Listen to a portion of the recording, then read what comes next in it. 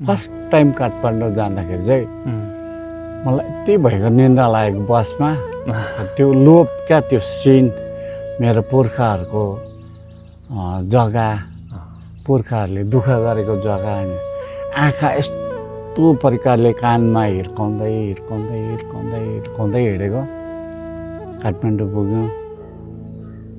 यस्तो जग्गाबाट कसरी पुर्खाहरू केमा आयो होला है त्यस्तो लागेको। निद्रा चाहिँ झुप्पु झुप्पु आएको बेला झुप्पु त्यो कस्तो भयो बसमा हिँडेको आनन्द है।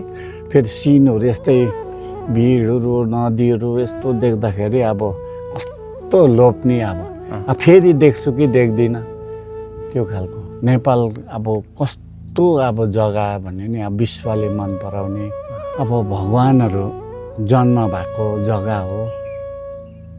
भगवान भएको जग्गामा आफू पनि जन्मिनु चाहिँ भगवानसँग नै हो। त्यो चाहिँ आफूले महसुस गर्नु पर्यो। मिलारे पारले ध्यान गरेको जति पनि गुरुहरू छन् उहाँहरूले बास गरेको जग्गा हो।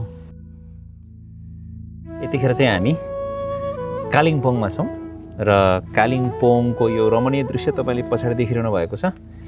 मर्निङ वाक आइरहेका छौँ हामी र यो मर्निङ वाकको बेलामा एकछिन यहाँ थकाइ मारेर हाम्रो कालिम्पोङकै आदरणीय दोर्जे आस्याङको कुराकानी पनि सँगसँगै गर्नको लागि चाहिँ हामी थकाइ मारेर बसिरहेका छौँ। हामीलाई चाहिँ एकदमै प्रेरणा दिने आस्याङ हामीसँग हुनुहुन्छ। उहाँ दोर्जे तामाङ, उहाँ घिसिङ हुनुहुन्छ होइन आस्याङ? घिसिङ हुनुहुन्छ। उहाँ चाहिँ उहाँको युवाकालमा उहाँ कलाकारितामा पनि निकै इन्ट्रेस्ट राख्ने व्यक्ति। उहाँको धेरै कुराहरू हामीले चाहिँ सुन्न पायौँ। हावा कति मजाको चलिरहेको छ। हामी एकदम भित्रसम्म शीतल हुने खालको। यहाँ पहिला पनि आउनुहुन्थ्यो तपाईँ यसरी? यो हजुर वकमा आउँथेँ, वकमा आउँछ। रमाइलो छ, सबैजना पाहुना पातहरू सबै यहाँ लिएर आउँछ। ए अनि यो बनेको त भर्खरै हो, बेसी भएको छैन। 2-4 वर्ष भयो। 2-4 वर्ष भयो। ए अनि यो ठाउँको चाहिँ यो चाहिँ सबभन्दा अग्लो ठाउँ? अग्लो त छ तर यहाँबाट चाहिँ प्राय सिनहरू सबै राम्रो देखिन्छ। ठ्याक्कै नाम चाहिँ के हो रे आस्याङ यहाँको? यो पूजे डाँडा हो। यहाँ तल चाहिँ पूजा गर्ने भएकोले गर्दा डाँडाको पूजा पहिला देवी थान चाहिँ यहाँ तल थियो अरे कि। त्यहाँबाट चाहिँ यता सारेर त्यो पूजे डाँडा भएको। अनि यहाँ कुन कुन समयमा केही त्यस्तो यो मेला? माघे मेलाहरू राम्रो लाग्छ है? हजुर। टाढा टाढाबाट मान्छेहरू आउँछन्? आउँछ। ए गाईको आउँछ। यो हामीले यो तल देखेको छ नि यो सबै गाउँ, यो के गाउँ भन्छ? हजुर कम्सी हो यो। लोअर कम्सी, अप्पर कम्सी। यहाँबाट तपाईँ तेर्सो जानुभयो भने चाहिँ 27 माइल सिलगढी जाने बाटो भेट्छ त्यहाँनिर। तपाईँ अहिले कति वर्ष हुनुभयो? म 66। तपाईँले जब पनि गर्नुभयो है? गरेँ। केमा गर्नुभयो? म सेरिकल्चर रेशम विभाग। ओके, अहिले रिटायर्ड हुनुहुन्छ? 5 वर्ष भयो। ओके। अनि तपाईँहरूको पुर्ख्यौली चाहिँ कहाँ रहेछ? नेपाल मोदी मिर्के भन्थ्यो।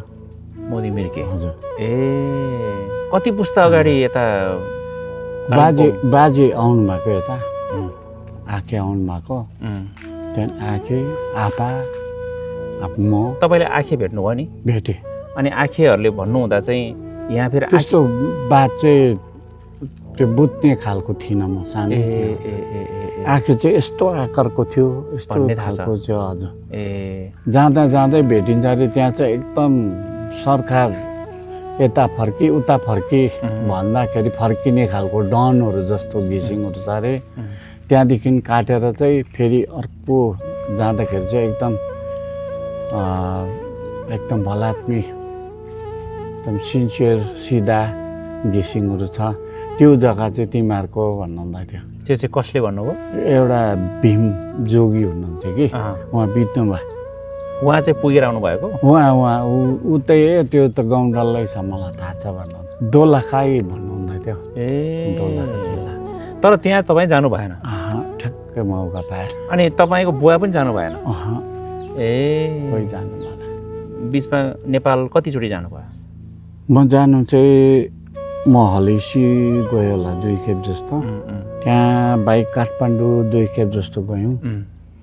त्रिशुली नदी मजाको उयसबाट मजाको त्यति बेला यस्तो भयो कि मलाई त्यो फर्स्ट टाइम काठमाडौँ जाँदाखेरि चाहिँ मलाई यति भएको निन्दा लागेको बसमा त्यो लोभ क्या त्यो सिन मेरो पुर्खाहरूको जग्गा पुर्खाहरूले दुःख गरेको जग्गा आँखा यस्तो प्रकारले कानमा हिर्काउँदै हिर्काउँदै हिर्काउँदै हिर्काउँदै हिँडेको काठमाडौँ पुग्यौँ यस्तो जग्गाबाट कसरी पुर्खाहरू केमा आयो होला है त्यस्तो लागेको निद्रा चाहिँ झुप्पु झुप्पु आएको बेला झुप्पो त्यो कस्तो भएको बसमा हिँडेको आनन्द है फेरि सिनहरू यस्तै भिडहरू नदीहरू यस्तो देख्दाखेरि अब कस्तो लोप्ने अब फेरि देख्छु कि देख्दिनँ त्यो खालको नेपाल अब कस्तो अब जग्गा भने नि अब विश्वले मन पराउने अब भगवान्हरू जन्म भएको जग्गा हो भगवान् भएको जग्गामा आफू पनि जन्मिनु चाहिँ भगवान्सम्म नै हो त्यो चाहिँ आफूले महसुस गर्नु पर्यो मिलारेपाहरूले ध्यान गरेको जति पनि गुरुहरू छन् उहाँहरूले बास गरेको जग्गा हो लाइफ के जस्तो लाग्छ तपाईँलाई जीवन लाइफ खै अरूलाई कस्तो लाग्छ मलाई चाहिँ गोल्डन लाइफै बिताएँ मैले जस्तै खुसी खुसी जस्तै दुःखमा पनि खुसी मानेर खुसी साथी सङ्गीहरूदेखिको लिएर सबै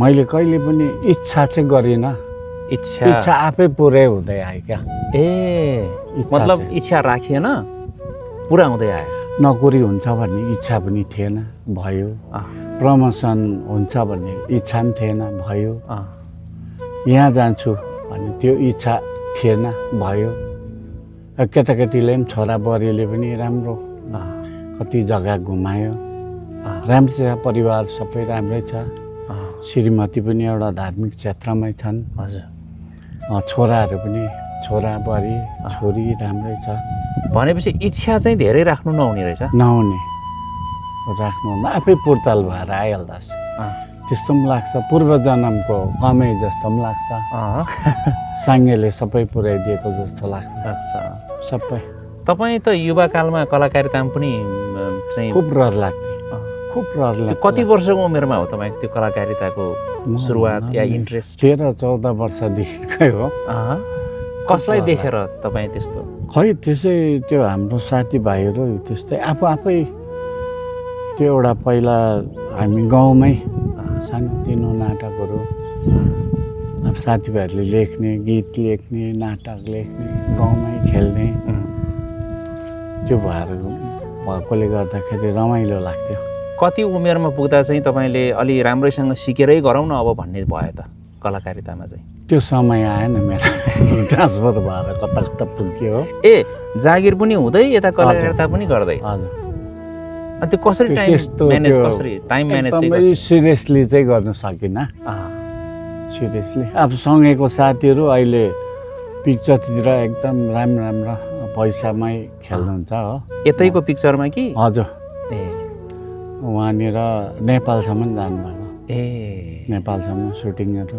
तपाईँ चाहिँ नाटकमै बस्नुभयो कि फेरि यता सिनेमातिर सानो मुभीमा पनि खेलेँ नाटकहरू थुप्रै खेलेँ बिर्स्यो हो कुनै रमाइलो घटना सुनाउनुहोस् न नाटकको रमाइलो यो जोक्स कम्पिटिसनहरू गऱ्यौँ त्यति बेलाको मिठो जोक सुनाउनुहोस् न एउटा यसो अलिक बढी चलेको त्यति बेला खै अहिले त सबै पुरानो भयो कि अहिले जोक्सहरू पनि हो मलाई चाहिँ त्यो अब त्यहाँनिर एकैछिनमा क्या बनाएर भन्ने व्यक्तिलाई देखाएर त्यो क्यारिकेचरहरू गर्ने त्यो मजा लाग्थ्यो हो अहिले धेरै त्यो प्र्याक्टिसहरू त्योबाट वञ्चित भएपछि धेरै क्या त्यो बेला क्यारिकेचर चाहिँ कसको बढी चल्थ्यो कलाकारको हुन्थ्यो कि नेताहरूको गर्नुहुन्थ्यो कि अथवा आफै साथीहरूको गाउँघरको यसो नेता मथु सतुहरू सबै भोइसहरू को कसरी कराउँछ हो तेरो आमाले कसरी कराउँछ बाउले कसरी कराउँछ हो त्यो कहिले साथीहरू तास खेल्दै गरेको बेलामा उसको बाउको भोइस निकालिन्थ्यो त्यति बेलाको रमाइलो त्यति बेला एउटा कम्ती पिक्चर कम्ती हुन्थ्यो त्यति बेला अब हामी बोल्दाखेरि कोही मान्छेले हाउडीको गफहरू गर्दा पनि कति रमाइलो हुन्थ्यो हो। साथीहरू हामी आज यो मर्निङ वाकमा मजाले घुम्न आउने बेलामा हाम्रो दोर्जे आस्याङ, हामीलाई अत्यन्तै माया गर्नुहुने दोर्जे तामाङ घिसिङ आस्याङसँग थोरै जीवनको कुरा अनि उहाँ नेपाल पुग्दाखेरिको उहाँले गर्नुभएको महसुसको कुरा, उहाँको पुर्खा कताबाट यहाँ चाहिँ कालिम्पोङ आउनुभयो ती कुराहरू को बारेमा र उहाँको हिजोको एउटा जवान बेलाको उहाँ चाहिँ कलाकारिता क्षेत्रमा मनले चाहँदै गर्दाखेरि त्यो बेला कसरी दिनहरू बित्थे, त्यो बेलाका घटनाहरू पनि आज अलिकति हामीले स्मरण गऱ्यौँ। यहाँहरूलाई पक्कै पनि हाम्रो कुराकानी मन परेको हुनसक्छ।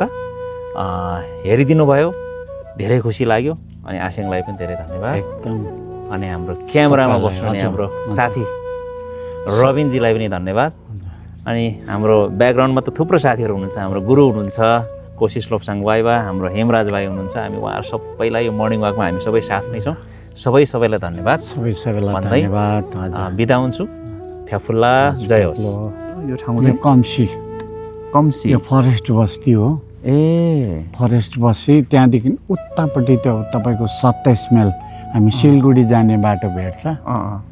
त्यहाँदेखि पारिको त्यो टिस्टा भेलीहरू, यो सिङ्जी, यता प्रिमताम, समालबुङ, यस्तो यो कालिम्पोङ सबै। हजुर, यता चाहिँ पुरै कालिम्पोङ, सबै कालिम्पोङले कभर गर्छ। हजुर हजुर, यो पारी चाहिँ यो टिस्टा भेली साइड चाहिँ तपाईँको उसले हेर्छ होला, कर्सङले हेर्छ कि त रङ्गली थाना। यो बाटो चाहिँ कहाँसम्म पुग्यो? यहीँ गाउँसम्म।